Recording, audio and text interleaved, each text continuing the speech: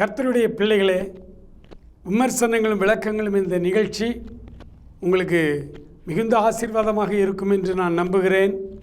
பல காரியங்களை வேதத்தின் அடிப்படையில் நாம் சரியான விழிப்புணர்வை பெற்றுக்கொள்வதற்காக இந்த நிகழ்ச்சியை நாங்கள் உங்களுக்கு தயாரித்து வழங்குகிறோம். ஒவ்வொரு வாரமும் சனிக்கிழமை மாலை 6 மணிக்கு சாம்ராஜ் இவாஞ்சலிஸ்ட் என்கிற யூடியூப் தளத்தில் இந்த செய்திகளை நம்ம வெளியிடுகிறோம். வேதத்தின்படியான சரியான விளக்கங்களை இன்றைக்கு சமூக வலைதளங்களில் வருகிற பலவிதமான விமர்சனங்களுக்கு நாம் அதை சரியான விளக்கத்தை பார்த்து வருகிறோம். அன்பானவர்களே, கடந்த வாரம் இயேசு விடுவிக்கிறார் 4 மாவடி ஜெபகோபுரத்திலே அல்லது இந்த ஜெப வீட்டிலே எந்த விதமான முன் அனுமதியும் இல்லாமல் டிஷர்ட்டில் சாதி மறுப்பு கொள்கைகளை எழுதி கொண்டு ஒரு 10-15 வாலண்டியர்களோடு அன்பு சகோதரன் அகத்தியன் அவர்கள் அங்கே சென்றார்கள். அங்கே நடந்த பிரச்சனைகளை எல்லாம் நாம் அறிந்திருக்கிறோம். கடந்த வாரம் இதை குறித்த விளக்கங்களை நாம் அளித்திருந்தோம். அப்படி விளக்கங்களை சொல்லும் பொழுது ஒரு காரியத்தை நான் சொல்லியிருந்தேன். அருமையான சகோதரர் அகத்தியன் அவர்கள் சிரிப்போம் சிந்திப்போம் என்று பாகம் 1 ஒரு CD ஒன்றை வெளியிட்டார்கள். அது மிகவும் தேவையான, கிறிஸ்தவத்திற்கு தேவையான ஒரு CDயாகத்தான் இருந்தது. நான் கூட அந்த CDயிலே கொஞ்சம் CD வாங்கி அநேகருக்கு அதை நான் டிஸ்ட்ரிபியூட் பண்ணியிருந்தேன். ஆனால் வர வர சகோதரர் அகத்தியன் அவர்கள் இந்த சாதிய மறுப்பு கொள்கையில் அடுத்த ஓரத்துக்கு போயிட்டாரோ, அந்த எக்ஸ்ட்ரீமுக்கு போயிட்டாரோ அப்படிங்கிற ஒரு சந்தேகம் வரும்படி அவருடைய நடவடிக்கைகள் எல்லாம் காணப்படுகிறது. அப்படினால் இந்த ஜாதியை குறித்து வேதம் என்ன சொல்லுகிறது, அல்லது கிறிஸ்தவத்தை குறித்து குறை சொல்லுகிறவர்கள் என்ன சொல்லுகிறார்கள்? பொதுப்படையாக வெளியே இருந்து பேசுகிறவர்கள் கிறிஸ்தவத்திலையும் ஜாதி இருக்குது, ஒரே ஆண்டவரை தொழுது கொள்ளுகிறேன் என்று சொல்லுகிறீர்கள், இந்து மதத்தில் எப்படி ஜாதிகள் இருக்குதோ அதே மாதிரி இங்கேயும் சாதி பிரிவினைகள், சாதி தீண்டாமைகள் எல்லாம் இருக்குது, இது எப்படி கிறிஸ்தவமாகும் அப்படின்லாம் மற்றவர்கள் நம்மை குறித்து சொல்லுகிற குறைகளில் இது ஒரு முக்கியமான குறை. அடுத்து சகோதரர் அகத்தியன் அவர்கள் இந்த காரியத்தில் அவர்கள் மிக ஆர்வமாக ஆணித்தரமாக சாதி என்பதே இருக்கக்கூடாது, ஒருவன் சாதி பார்த்தால் அவனை எப்படி கிறிஸ்தவனாக நாங்கள் பார்க்க முடியும், அது தவறு தானே என்றெல்லாம் அவர் சொல்லுகிறார். ஆகவே இந்த காரியங்களை குறித்து திறந்த மனதோடு தெளிவாக சில விளக்கங்களை நம்ம கற்றுக்கொள்ள வேண்டும். முதலாவது, சாதிகள் தீண்டாமை கொடுமை கிறிஸ்தவத்தில் இருக்கிறது என்று சொல்லுகிறதை முதலாவது நாங்கள் முழுமையாய் மறுக்கிறோம். கிறிஸ்தவ சமயத்தில் தமிழ்நாடை மாத்திரம் நான் எடுத்துக்கொண்டு இப்போ பேசுகிறேன். தமிழ்நாட்டிலே கிறிஸ்தவராக ஆண்டவரை ஏற்றுக்கொண்டு அல்லது கிறிஸ்தவராக சபையிலே சேர்ந்து திருச்சபைகளிலே அவர்கள் கிறிஸ்தவர்கள் என்று அழைக்கப்படுவார்களானால் அவர்கள் யாராக இருந்தாலும், உங்களுடைய வார்த்தையின்படி எந்த சாதியை சேர்ந்தவர்களாக இருந்தாலும் அவர்கள் இருக்கிற சபையிலே அவர்கள் தேர்ந்தெடுக்கப்பட்டு அவர்கள் குருத்துவ பணிக்கு அவர்கள் வரலாம். அவர்கள் குருவானவர்களாக வேலை செய்கிறார்கள். அவர்கள் பேராயர்களாகவும் அவர்கள் ஆண்டவருக்காக பணிவிடை செய்கிறார்கள். இன்றைக்கி தமிழ்நாட்டில் சகோதரர் அகத்தியன் அதிகமாய் தாங்கி பிடிக்கிற தலித் அல்லது பட்டியல் சாதி இனத்தவர்கள்தான் நம்முடைய தமிழ்நாடு CSI திருச்சபைகளிலே அதிகமான பேராயர்கள் இருக்கிறார்கள். ஏதோ இந்த தென் மாவட்டங்களில் ஒரு சில பேராயங்களில் தான் அப்படி இல்லை. மற்றபடி யார் வேண்டுமானாலும் எங்கே வேண்டுமானாலும் அவர்கள் மெஜாரிட்டியாக இருக்கும் பட்சத்தில் அவர்கள் தேர்ந்தெடுக்கப்படுகிறார்கள். பேராயராக ஒருவர் தேர்ந்தெடுக்கப்பட வேண்டும், ஆயராக ஒருவர் படிப்புக்கு தேர்ந்தெடுக்கப்பட வேண்டும் என்றால் சிஎஸ்ஐ திருச்சபையானது ஜனநாயகத்தை அடிப்படையாக கொண்டது. 1 vote மெஜாரிட்டின்னு சொல்லுவாங்க. கமிட்டி எல்லாம் உண்டு. அதில் அவர்கள் வரும்பொழுது அவர்கள் அங்கே தேர்ந்தெடுக்கப்படுகிறார்கள். இதில் சில லோக்கல் அரசியல்கள்லாம் இருக்கும். அது எல்லா இடத்திலும் உள்ளது ஜனநாயகம். அதை வைத்துக்கொண்டு எல்லாவற்றையும் நம்ம தவறு என்று நியாயம் கற்பிக்கக்கூடாது. ஒருவேளை தென் மாவட்டங்களிலே ஒரு குறிப்பிட்ட சாதியினர் திரளாய் ஆண்டவரை அந்த நாட்களில் ஏற்றுக்கொண்டார்கள். ஏன்? அவர்களுக்கு சரியான உடை அணிவதற்கு கூட இங்கே தீண்டாமை கொடுமை இருந்தது. அப்பொழுது மீட்டு பாதிரியார் கன்னியாகுமரியிலே வந்து அவர்கள் பணி செய்த பொழுது அவருடைய மனைவி மீட் பாதிரியாருடைய ஒய்ஃப் அவங்க கைகளினாலேயே நிறைய சொட்டர் மாதிரி பின்னி ஒரு தயாரித்து பெண்கள் மேலே அணியும் குப்பாயம் என்று சொல்லுகிற மேலாடையை முதலாக அணிவித்தார்கள். அப்போ திருவாங்கூர் சமஸ்தானம் அந்த சட்டத்தின்படி ஒரு 17 ஜாதியினர் மேலாடை அணியக்கூடாது, பெண்கள் அணியக்கூடாது, வரி கட்ட வேண்டும். இப்படியெல்லாம் கொடுமை. அப்போ மீட்பாதிரியார் அங்கே நீதிமன்றத்திலே வழக்கு தொடுக்கிறார்கள். ஜட்ஜெல்லாம் அவங்க ஆட்கள் தான். அப்போ என்ன தீர்ப்பு சொல்கிறாங்க? ஒரு மனிதன் கிறிஸ்துவத்தை ஏற்றுக்கொண்டால், ஒரு பெண் குறிப்பிட்ட இந்த சாதியில் உள்ளவர்கள் இயேசு கிறிஸ்துவை ஏற்றுக்கொண்டு அவர்கள் திருச்சபைக்குள்ளே கிறிஸ்தவர்களாக மாற்றப்பட்டால் அவர்கள் மேலாடை அணிந்து கொள்ளலாம் என்று இந்த வார்த்தை தீர்ப்பு வந்த உடனே திரளான மக்கள், இந்த 3 இன்றைக்கி 4 மாவட்டம் சொல்கிறோம், தூத்துக்குடி, திருநெல்வேலி, தென்காசி, கன்னியாகுமரி. அதில் பெரும்பாலும் கன்னியாகுமரியில் உள்ளவர்கள் தான் அதிகமாய் நெருக்கப்பட்ட ஒரு சூழ்நிலை. உடனடியாக அவ்வளோ பேரும் ஆண்டவருடைய அன்புக்குள்ளே வந்தார்கள். அவர்கள் ஆண்டவரை ஏற்றுக்கொண்டார்கள். சபைக்குள்ளே வந்தார்கள் ட்ரெஸ்ஸு போடுறதுக்காக. அவர்கள் எல்லாரும் இயேசு கிறிஸ்துவை சொந்த இரட்சகராக ஏற்றுக்கொண்டு வந்தார்களா? இல்லை இல்லை இல்லை. சமுதாய அந்தஸ்து கிடைத்தது. தீண்டாமையிலிருந்து அவர்கள் வெளியே வருகிறார்கள். ஆகவே கிறிஸ்தவ மதத்துக்குள் வந்தார்கள். நான் அருமையான சகோதரர் அகத்தியன் மற்றும் அவரை சார்ந்த அனைத்து போதகர்களுக்கு ஒரு வார்த்தை சொல்லுகிறேன். ஒரு மனிதன் இயேசு கிறிஸ்துவை சொந்த இரட்சகராய் அவன் ஏற்றுக்கொள்வானானால் அவனுடைய உள்ளத்திலே சாதி வெறுப்போ மனித வெறுப்போ கூட இருக்காது. ஏனென்றால் இயேசு கிறிஸ்துவை சொந்த இரட்சகராய் ஒரு மனிதன் ஏற்றுக்கொண்டு பரிசுத்த ஆவியானவரால் அவன் நிரப்பப்படும் பொழுது ரோமர் 5:5 சொல்லுகிறது, மேலும் நமக்கு அருளப்பட்ட பரிசுத்த ஆவியானவராலே தேவ அன்பு நம்முடைய இருதயத்தில் ஊற்றி இருக்கிறபடியினால் அந்த நம்பிக்கை நம்மை வெட்கப்படுத்தாது. இப்போ அகத்தியன் என்ன சொல்ல வர்றாரு? கிறிஸ்தவத்தில் இருந்துக்கிட்டு சாதி பார்க்குறியன்னா முதல்ல அவன் கிறிஸ்துவை ஏற்றுக்கொண்டவனான்னு முதல்ல பாருங்க.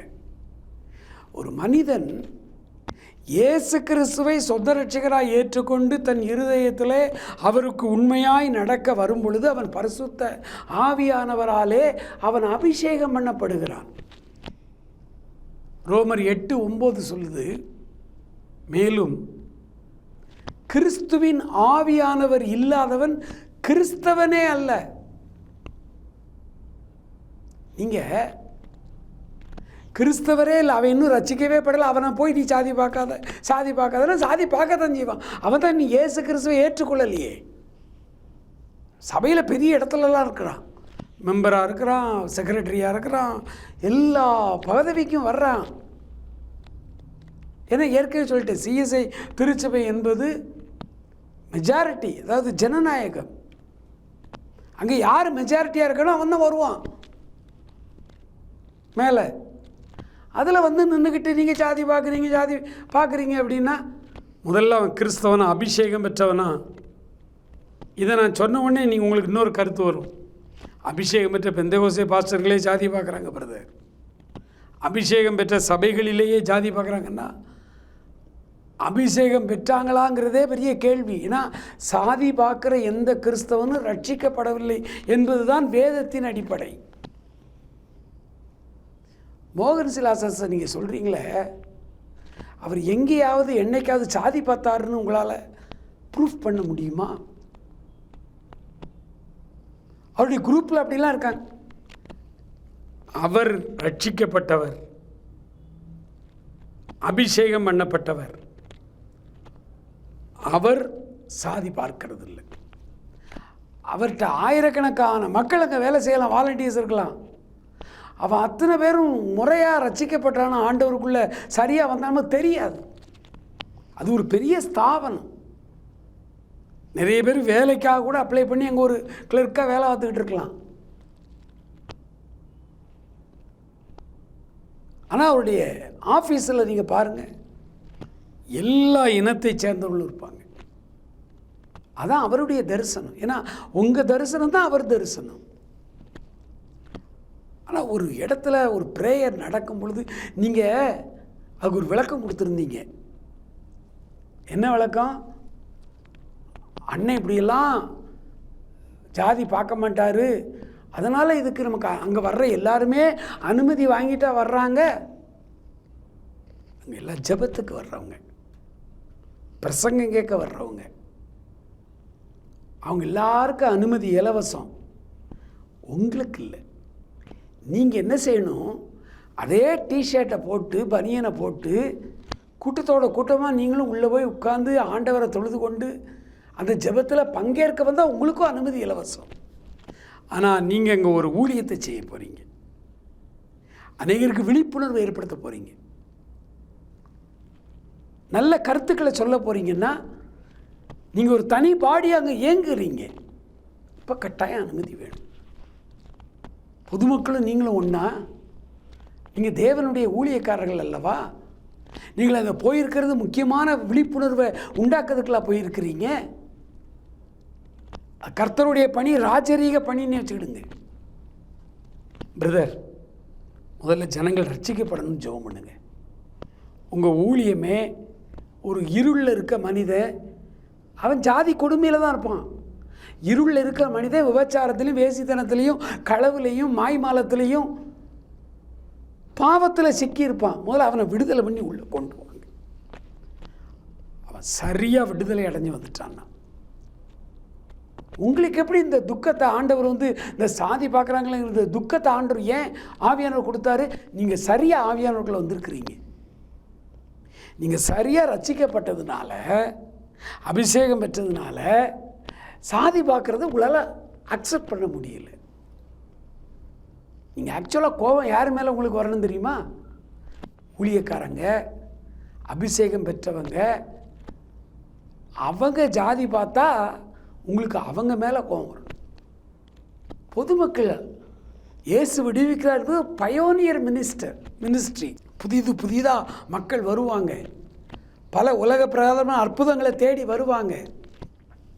அவர்களுக்கு அவர் இயேசு நல்லவர், உங்கள் பாவங்களை மன்னிப்பார், வியாதிகளை குணமாக்கும், அவ்வளோதான் அவர் சொல்லி கொடுக்குறார். அதில் ரட்சிக்கப்பட்டு அபிஷேகம் பெற்று வர்றவங்க லோக்கல் அங்கங்கே திருச்சபைகளில் அங்கமாக இருப்பாங்க. சரியாக ரட்சிக்கப்பட்டால் அவன் ஜாதி பார்க்க மாட்டான். உங்களுக்கு வேலையே கிடையாது.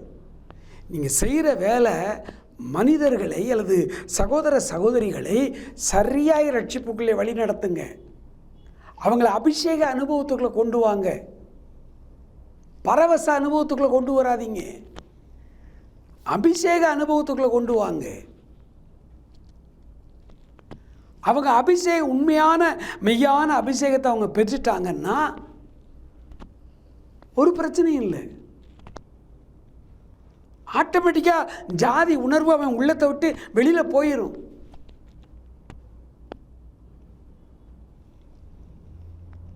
இன்னும் ஒரு சம்பவம் சொல்கிறேன், அதை உங்களால் எந்த அளவு ஏற்றுக்கொள்ள முடியும்னு தெரியல. திருநெல்வேலியில் ஒரு குறிப்பிட்ட கிராமத்தில் 2 சர்ச் இருக்குது. நீங்கள் கூட அதை சொல்லியிருக்கீங்க. ஒரு இனத்தவருக்கு ஒரு சர்ச்சு, இன்னொரு இனத்தவருக்கு இன்னொரு சர்ச்சு இருக்குது. உங்களை போலவே எனக்கும் பயங்கர கோபம் வந்துச்சு. எனக்கும் அதை குறித்து விமர்சனங்கள்லாம், நான் திருநெல்வேலி பாளையங்கோட்டையில் இருக்கிறதுனால, சிஎஸ்ஐ திருச்சபையில் அங்கமாக இருக்கிறதுனால கடினமாக நான் உபதேசம் பேசினேன், பிரசங்கத்தில் திட்டினேன். இந்த ஒரு மென்டாலிட்டியோடு தான் ஒரு முறை நான் உடுமலைப்பேட்டைக்கு வந்தேன். உடுமலைப்பேட்டையில் அங்கேயும் இதே மாதிரி ஒரு சின்ன குழப்பம் உண்டு. அப்போ அங்கே உள்ள ஒரு எல்லா சபையிலையும் பேசியிருக்கேன், ஒரு குறிப்பிட்ட சபைக்கு போகிறேன். அந்த சபையில் முழுசும் தென் மாவட்டங்களில் இருந்து உடுமலைப்பேட்டையில் வேலைக்காக போனவங்க அங்கே குடியேறி சொந்த ஊராகி அங்கே ஒரு சர்ச், அவங்களுக்குன்னு ஒரு சர்ச்சு கட்டியிருக்காங்க. மற்றவங்களை வர வேண்டாம்னு அவங்க சொல்லலை, ஆனால் தென் மாவட்டத்தை சேர்ந்தவர்களுக்குன்னு ஒரு சர்ச் அங்கே இருக்குது. அந்த சர்ச்சு ஆதி காலத்து மிஷினரிகள் வந்து கட்டின சர்ச்சை அதை இடித்து பெருசாக கட்டியிருக்காங்க.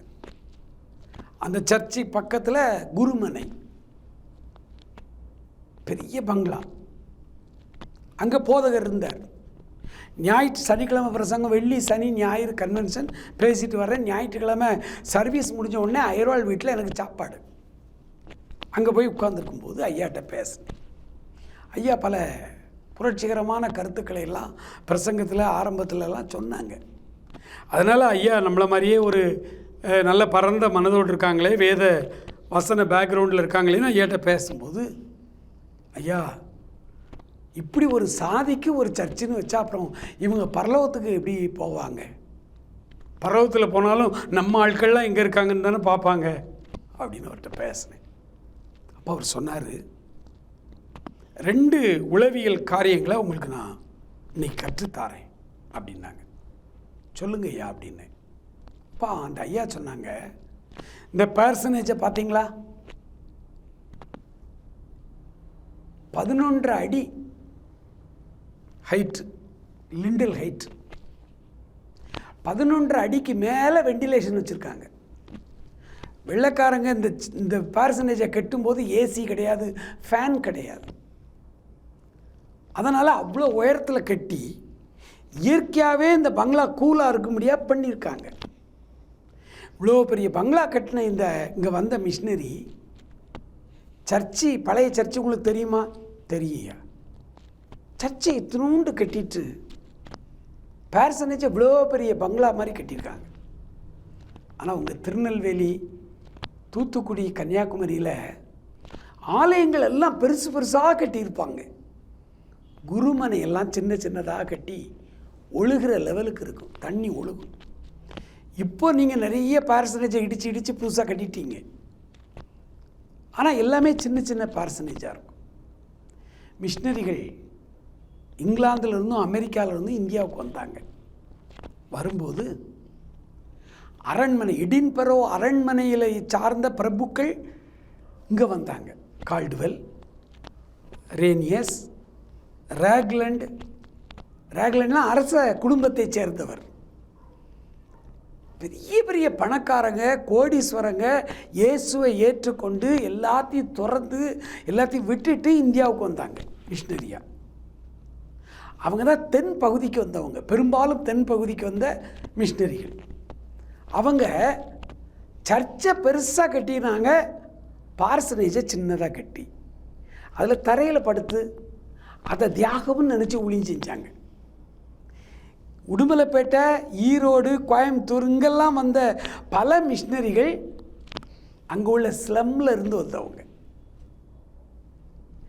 ஏழை எளிய ஜனங்கள். அவங்க ஆண்டவரை ஏற்றுக்கொண்டு அவங்களும் இதே ஆத்ம பாரத்தில் இந்தியாவுக்குள்ளே வந்தாங்க.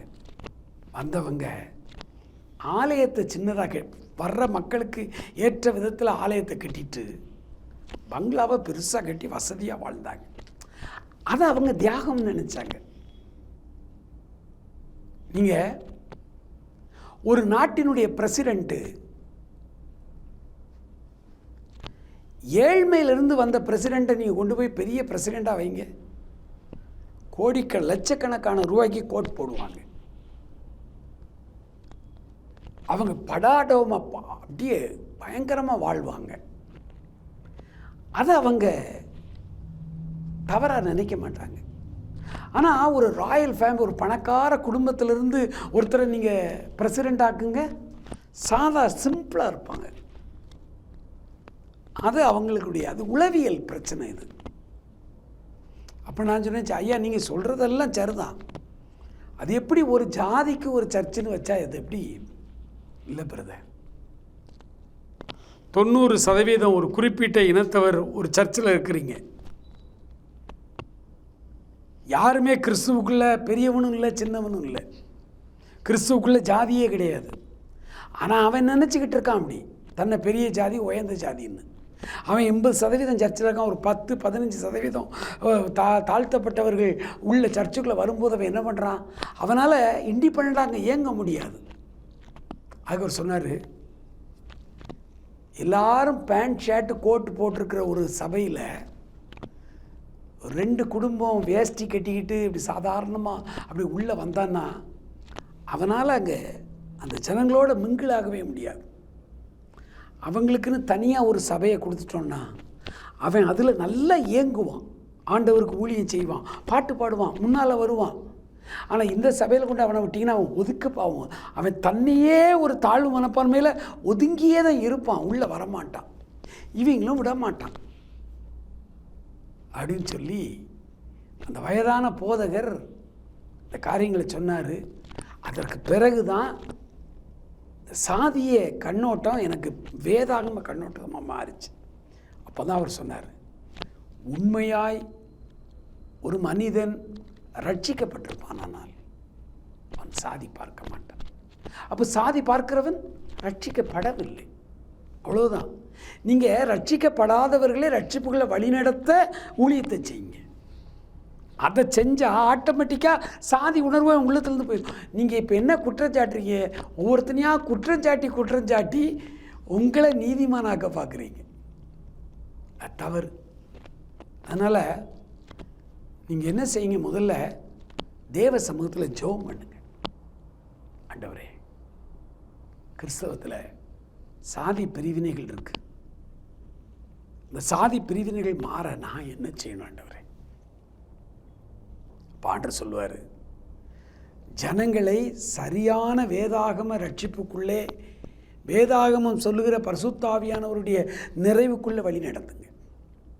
தேவ அன்பு ஒரு மனிதனுடைய உள்ளத்தில் இறங்கிட்டுனா, மதர் தெரசா எந்த ஜாதி பார்த்தாங்க, எந்த மதம்னு பார்த்தாங்க?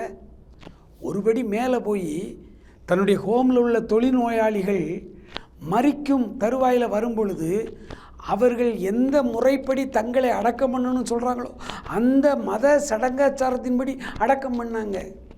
நான் உன்னை இவ்வளோ நாள் வச்சு பார்த்தேன், அதனால் கிறிஸ்தவ முறைப்படி தான் உன்னை அடக்கம் பண்ணுவேன் அப்படி சொல்லலையே அவங்க. மனம் திரும்புங்கள். சகோதரன் அகத்தியனும் மனம் திரும்ப வேண்டும். சரியாய் நாம் ரட்சிக்கப்பட்டு கர்த்தரை தொழுது கொள்வோமானால் எல்லாரையும் ஒரே மாதிரி பார்ப்போம், நமக்குள்ள வேற்றுமை இருக்காது. ஆண்டவர் உங்களை ஆசீர்வதிப்பாராக. அடுத்த வாரம் சனிக்கிழமை இதே நேரம் புதிய விமர்சனங்களோடு நான் உங்களை சந்திக்கிறேன். God bless you.